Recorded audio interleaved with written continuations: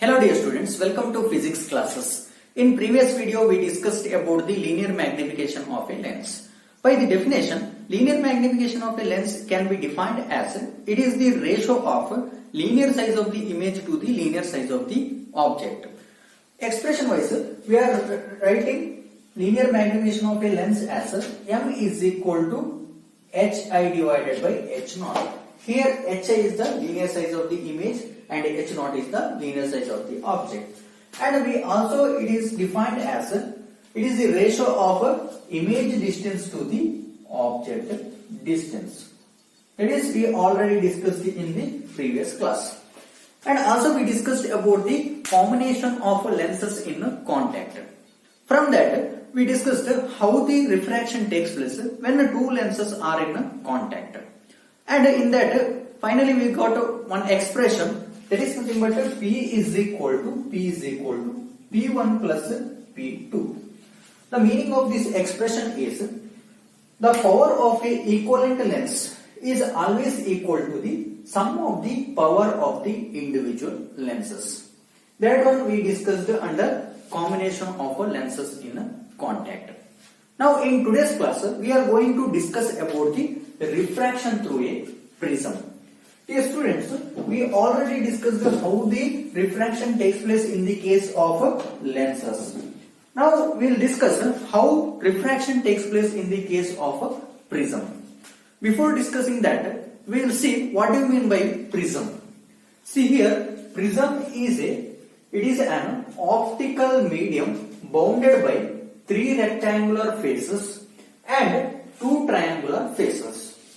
Then that one is called as a prism. So by definition, it is an optical medium. We know that optical medium is nothing but any medium which allows the rays of light to pass through that medium. Then that type of medium is called as a optical medium. So prism also an optical medium and it is bounded by three rectangular faces and two triangular faces. See here the diagram of a prism shown here. It has three rectangular faces. See here, three rectangular faces are A, B, E, D. This is the one rectangular face. A, C, F, D. This is the another rectangular face. B, C, F, E. This is the third rectangular face. So that it has there are three rectangular faces, and also it has two triangular faces. See here, there are two triangular faces. The first one is the ABC. This is the one triangular face, and EFD. This is the another triangular face. And here, out of three rectangular faces, two faces are well polished. Okay. So out of three rectangular faces, two faces are well polished and they are called as refracting faces. So you assume here A, B, E, D and A, C, F, D are well polished faces and they are called as refracting faces. So I can write here A, B, E, D, A, B, E, D, rectangle ABED and another rectangle AC FD. They are polished, well polished faces and they are called as refracting faces of a prism. Refracting faces. And the third face of the prism, that is the third rectangular face of the prism, that one is nothing but BCEF. That is called as the ground or base of the prism. So BCEF. This is the base of the prism. Base of the prism. Base of the prism. And here one edge, the edge AD, which is common to both the rectangular refracting faces. See here, this is the edge AD which is common to the two refracting faces. Two refracting faces are nothing but A, B, E, D is the one refracting rectangular face, and another refracting rectangular face is A, C, F, D. So both are the refracting faces. These both are the refracting faces. And here the edge AD, which is common to both the refracting faces, and that edge which is called as a refracting edge of the prism. So edge AD, which is common to both the refracting faces, and that is called as a refracting edge of the prism. Refracting edge of the prism. Refracting edge of the prism. And here the angle between the two refracting faces is called as a refracting angle or angle of the prism. See here, there are two refracting faces. One is the ABED and another one is the ACFD. So there is an angle between two refracting faces. That angle is at A. This angle A is called as angle of the prism. So that is the angle between two refracting faces. So here angle A is nothing but it is called as an angle of the prism or refracting angle of the prism. It is the refracting angle or angle of the prism. Angle of the prism. So this is the angle between two refracting faces. And here I am taking any cross section of this prism. See here, cross section means if I cut it horizontally, then I will get one cross section of this prism. See here, I am here taking, this is the one of the cross section of the prism. If I cut, I will get one triangular cross section of this prism like this. This is the triangular cross section of the prism, and I am denoting it as X, Y, Z. Here X, Y, Z is the any cross section of the prism, and that cross section of the prism is called as a principal section of the prism. And this principal section of the prism is always perpendicular to the edge of the, that is a common edge of the prism. That edge is called as a refracting edge, right? This cross section of the prism is always perpendicular to the refracting edge of the prism, and this cross section is called as a refracting principal section of the prism. Okay, this section is called, cross section is called as a principal section of the prism. So here X, Y, Z is the principal section of the prism, principal section of the prism, and this principal section is always perpendicular to the refracting edge, that is AD. So that is about the prism. So we got the idea about the prism. Now we discuss how the refraction takes place in the case of a prism. Dear students, when we incident a ray of light to the prism, then that ray of light undergo some deviation. That angle of deviation, which is depending on the refractive index of the prism, and also it is depends on the angle of incidence and angle of emergence.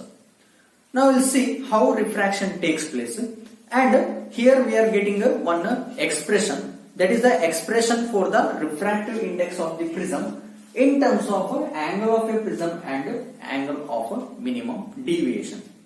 So now I am going to consider any section of the prism. That one is nothing but ABC. I am taking the section of the prism, any section of the prism, and this section I am denoting as ABC. Here BC is the base of the prism, and here this is the angle between the two refracting faces. Here two refracting surface is nothing but AB and AC. Angle between them is called as angle of a prism. Here A is the angle of the prism, and this prism has some refractive index. That refractive index I am taking as N2. Let N2 be the refractive index of the prism. Refractive index of the prism. And this prism placed in some medium, and that medium also has some refractive index. See here, this prism is placed in some medium. That means it is surrounded by some another medium. That medium also has some refractive index.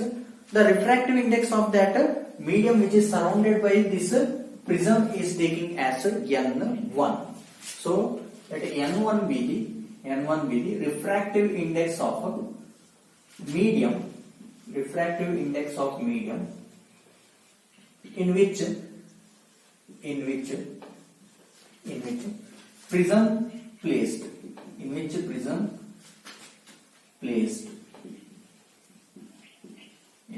prism is placed. And see here, now I am going to incidentate ray of light at surface AB. See here, so this is the incident ray of light PQ. I am taking PQ is the incident ray of light to the surface AB. So here, to get the angle of incidence, I am drawing one normal. So normal, we know that this is the line which is exactly perpendicular to the surface. This is the surface AB. Exactly perpendicular to that surface, I am drawing one line. That line is called as normal. And the angle between the incident ray and normal, that is the angle of incidence at surface AB. And when it hits to this surface, after that it will undergo refraction, right? Because I am here incidenting ray of light from one medium to another medium. So this incident ray of light undergo refraction. That means it will deviate like this. Now the angle between the normal and refracted ray, that one I am taking as R1. That is the angle of refraction. And this normal I am naming it as MN.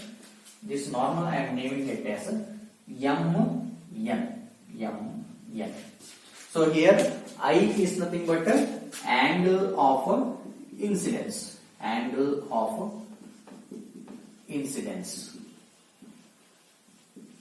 And here R1 is the angle of refraction.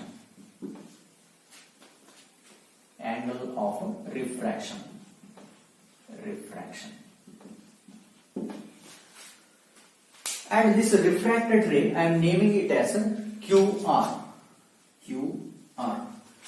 Now this refracted ray QR is the incident ray for the surface AC.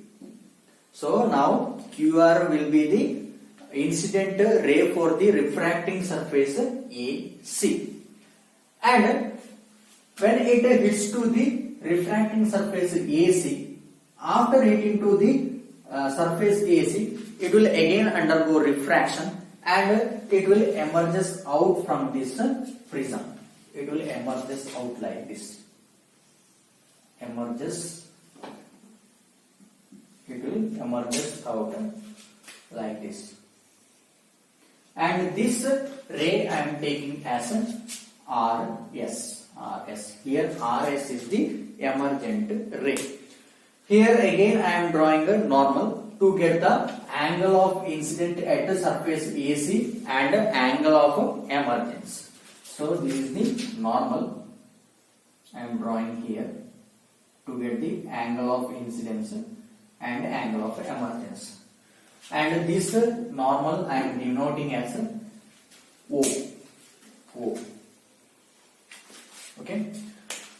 See here, the angle between the incident ray, this is the QR is the incident ray at a surface AC, that angle I am taking as a R2. Angle between the incident ray and normal, that is R2. Angle between the emergent ray and normal, that one I am taking as E. This one is called as angle of emergence. So here R2 is the angle of incidence at the surface AC, and E is the angle of emergence at the surface AC, and R1 is the angle of refraction. R1 is the angle of refraction at angle of refraction at surface AB, at surface AB. Now let us assume that if there is no prism, then this incident ray of light should pass straight, right? It should pass like this. If there is no prism, it should pass like this. That means this dotted line which gives the direction of incident ray. Okay, and if I extend this emergent ray back, then this will give the direction of emergent ray. And that two lines will meet some point. That point I am taking as a T. Okay, and the angle between the incident direction and the emergent direction, that one is called as an angle of deviation. This angle is called as an angle of deviation. So here D, angle D is nothing but angle of deviation.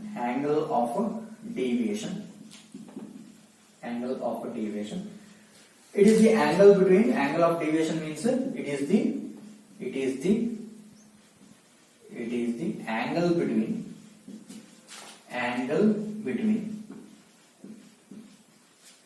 incident direction and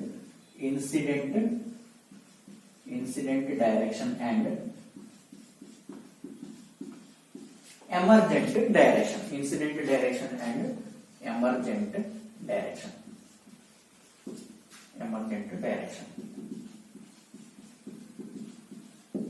So here P, Q, T, K. P, Q, T, K indicates that the incident direction. Okay, and here S, R, T indicates that the emergent direction. Understood? Now see here, we are getting one quadrilateral from this figure. Here A, Q, N, R is the one of the quadrilateral. We know that in a quadrilateral the sum of the angles are always 360 degree, right? But here the angle at Q in AQNR, angle at Q, this angle we already know, that is 90 degree, because we already drawn here normal, so that it is a 90 degree, and angle at R, this is also a 90 degree, it is also in normal, so here also a 90 degree. And we know that the angle A, that is the angle at A is the angle of the prism, and we don't know the angle at N. So we can write that. So we can write here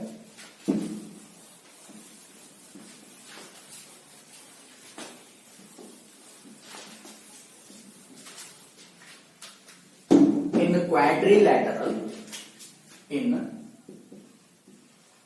quadrilateral,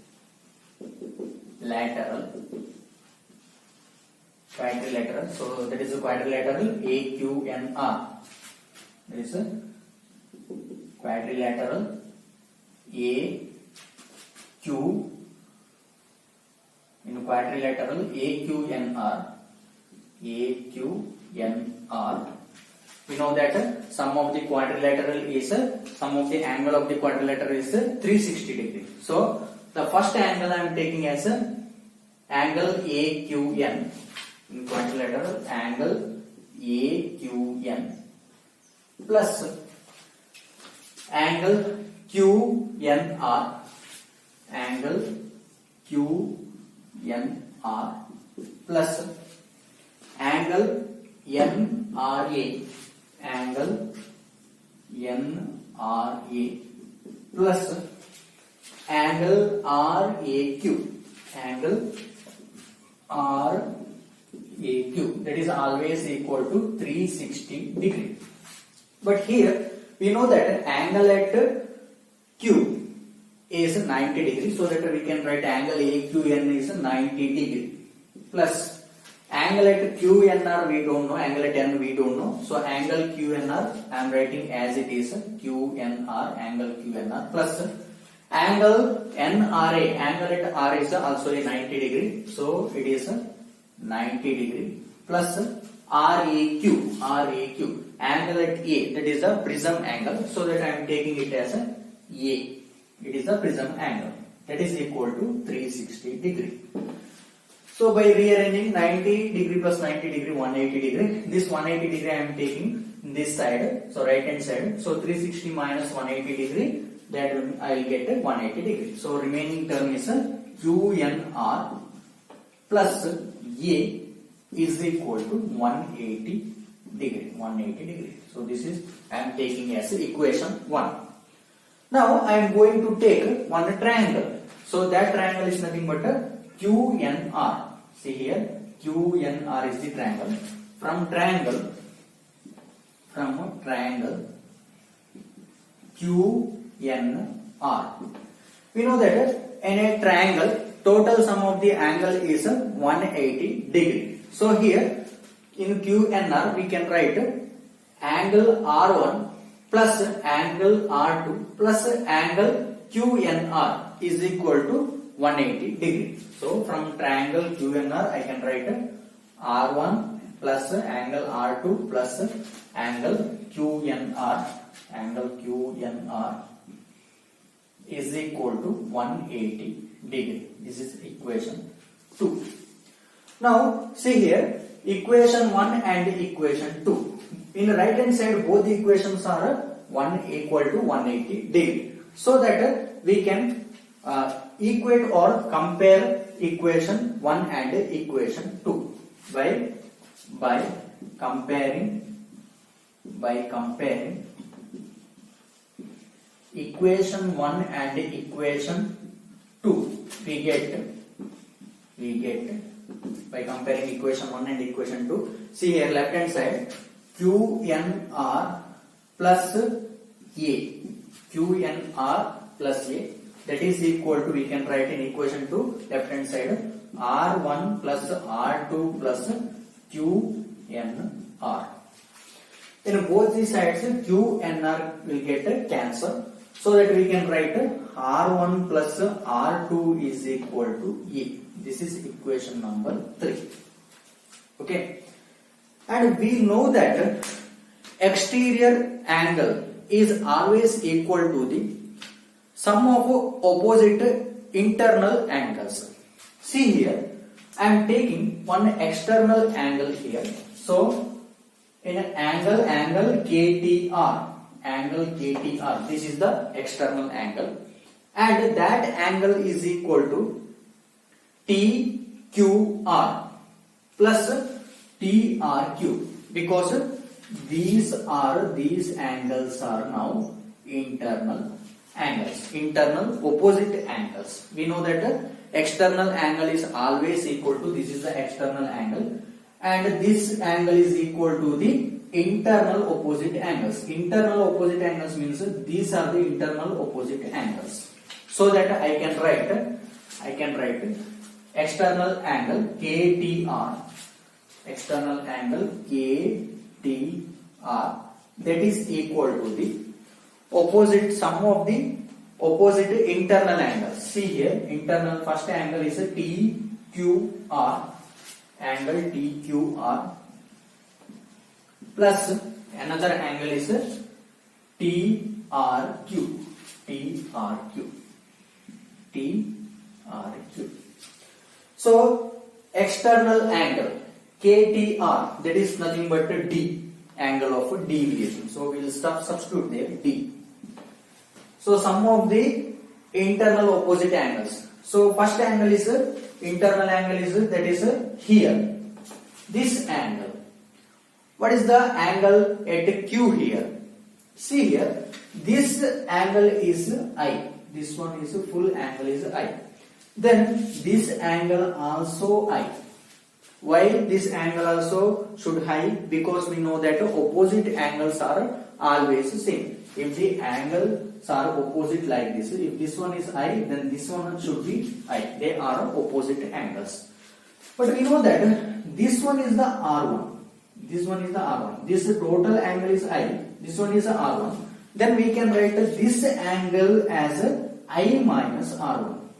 Right? This one I can write I minus R1. So here angle TQR I can write I minus R1 plus here also at angle TRQ at angle at R, here I can write this full angle is E because this one is E, but this one I can write E minus R2, right? This one is R2 we know, then this angle should be E minus R2. E minus R2. So similar to this one here also, E minus R2. Then by rearranging this equation, I will write, see this equation, I plus E, I am writing I plus E. Then remaining term is minus R1 minus R2. I and E terms I am writing together, and R1 and R2 terms I am writing together. Then I will get like this. So D is equal to I plus E. In both the terms, in R1 and R2, I am taking negative sign outside. If I take negative sign outside, I will get R1 here minus minus plus.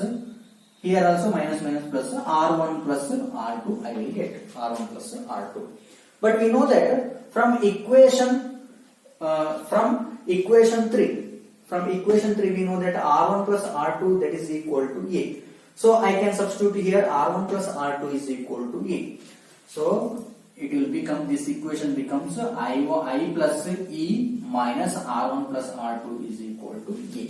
So this is the equation number 4. This is the equation number 4. Okay. See here. Here we are going to incident a ray of light from 0 degree. We are increasing the incident ray of light. If we goes on increasing the rays of light, angle of incidence, if we goes on increase the angle of incidence, then angle of deviation will decreases. Okay, angle of deviation will decreases beginning, and it will reaches to some minimum value.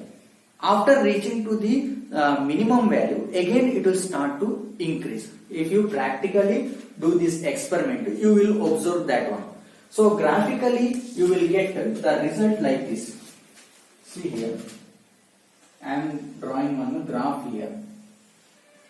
That graph gives the angle of deviation with the angle of incidence.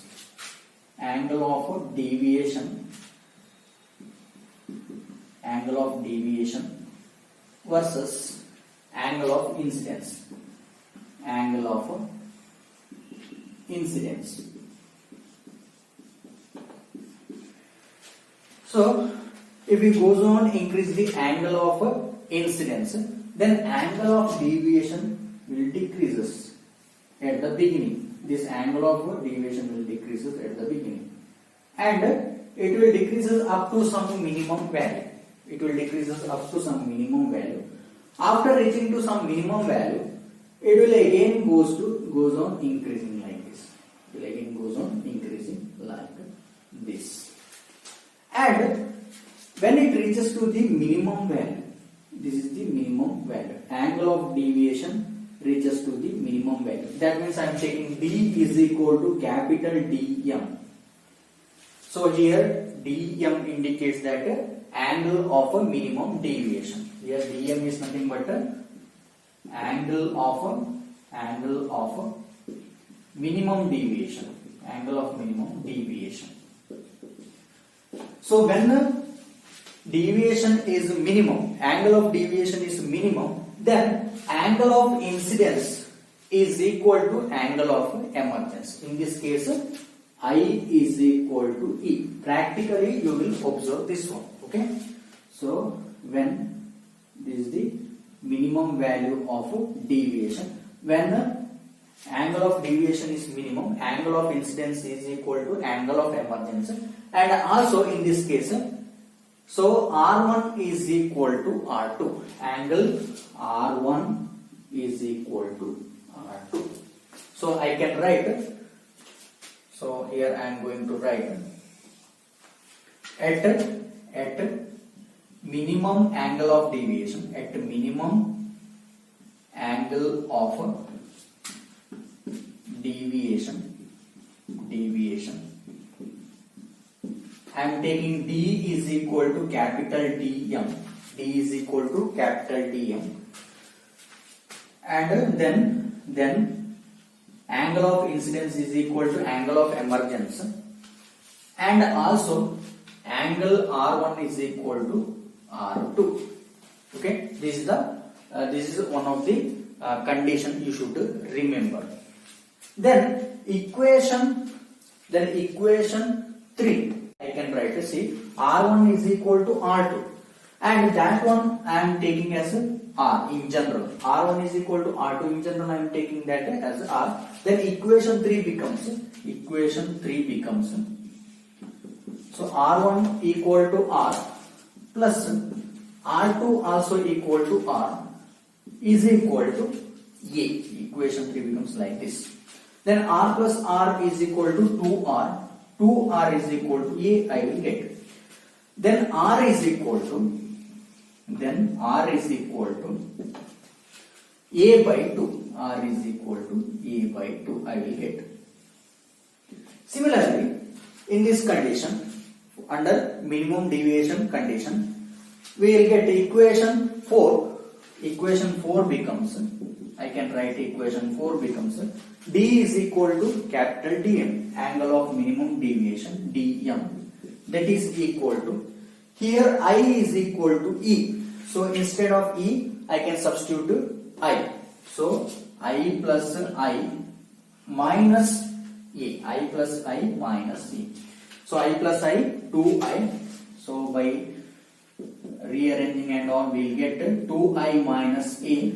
And I am taking this minus A this side, then I will get DM plus A is equal to 2I. Then I is equal to DM plus A divided by 2. So this is the I. So we will get R is equal to A by 2. I is equal to DM plus A divided by 2. Here R means angle of refraction and I means angle of incidence. Here I am going to apply the Snell's law. Here we will observe the refraction. So I am going to apply here Snell's law. We know that from Snell's law,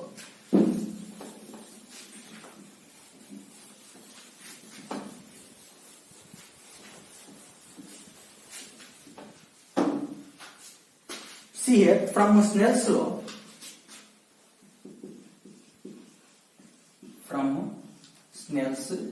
law, we know that refractive index is equal to N is equal to sin I divided by sin R. Sin I divided by sin R.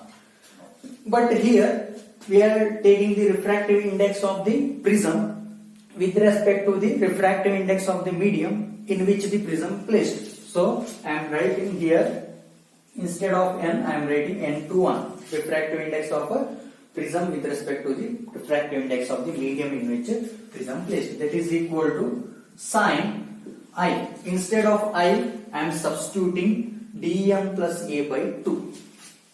Sine dm plus a by 2 divided by sine r. Sine r. R is nothing but a by 2. So substituting instead of r, I am substituting a by 2. So this is the equation which gives the refractive index of the prism in terms of angle of prism and angle of minimum deviation. This is the final equation in which we are getting. This is the very important equation. Refractive index in terms of angle of the prism. See, this is the angle of the prism A and angle of minimum deviation dm. Okay. Suppose that I am taking one special case here. This is the special case. Special case. Suppose that if the prism is thin, for thin prism. What is the meaning of a thin prism? Thin prism means angle of the prism is very small. Then it is called as a thin prism. This angle is very small. Suppose that this is a prism. Then this type of prism is called as a thin prism. Here angle of prism is very small. Then in this condition angle of deviation also very small. Okay. In this case angle of deviation. This angle of deviation D. This one also very small. In this condition I am taking this sine dm plus a by 2 is nearly equal to dm plus a by 2. That means we know that if any angle is very small, then we are writing sine theta is nearly equal to theta or tan theta is nearly equal to theta. So this term indicates that the angle. So in this case I can write sine dm plus a divided by 2 nearly equal to dm plus a divided by 2. And also we can write sine a by 2. Sine a by 2 is nearly equal to a by 2. Nearly equal to a by 2. Then this equation can be written as n21 is equal to sine. So instead of a sine dm plus a by 2, I can write it dm plus a by 2. For thin prism, I can write like this. Sine a by 2, I can write it a by 2. A by 2. Then, so here 2 get cancel. n21 is equal to dm plus a divided by a. Now I am taking this a to the left hand side. Then I will get n21 a is equal to dm plus a. On rearranging, I can write dm is equal to n21 a minus a. In this a is common, so I can write dm is equal to a taking out n21 minus 1. So this is the expression for angle of a minimum deviation. Suppose that if a prism is thin prism means if the angle of prism is very small, then we are using this equation. Otherwise we are using this equation. n21 is equal to sine dm plus a by 2 divided by sine a by 2. So this is a very important derivation that gives the refractive index in terms of angle of a prism and angle of a minimum deviation.